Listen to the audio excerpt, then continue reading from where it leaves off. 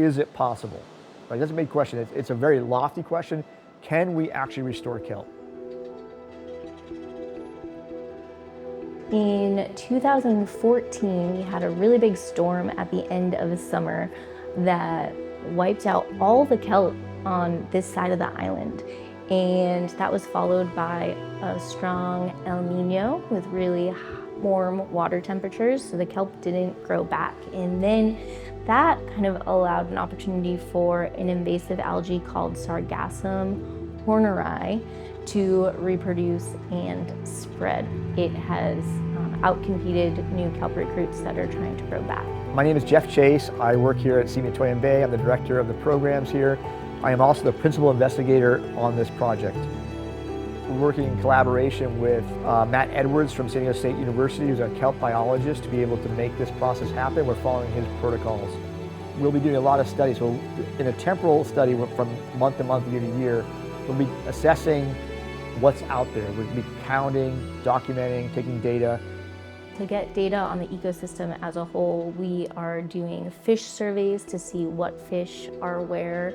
We're doing invertebrate surveys to measure abundance of invertebrates and diversity of invertebrates at the sites. We are doing algae surveys to see what algae is naturally occurring.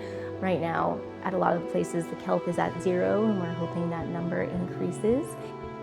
We're also getting kind of a picture of the bottom of the seafloor, which is cool. And we're doing that in a couple of ways. We're doing that through, laying quadrats and measuring what the bottom looks like at a particular point. But we've also collected this really high resolution seafloor data with a cool seafloor mapping device. This portion of the project, as well as so much more, has been spearheaded by Deirdre Sullivan, a CIMI alumni and co-principal investigator on this project. If we can create a how-to, people can take that how-to, then implement it in their area as well. Catalina Island, if we can restore kelp, kelp's really important for the economy of the island. We have a lot of people that fish.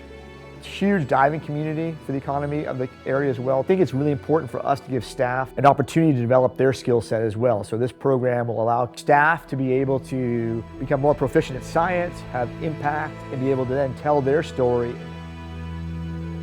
I love the ocean, and for me, seeing that change was heartbreaking. Absolutely heartbreaking to see kelp go away, sargassum take over, the ecology of our local waters change, and not in a good way. So I wanted to see if there's a way to bring it back to its native state.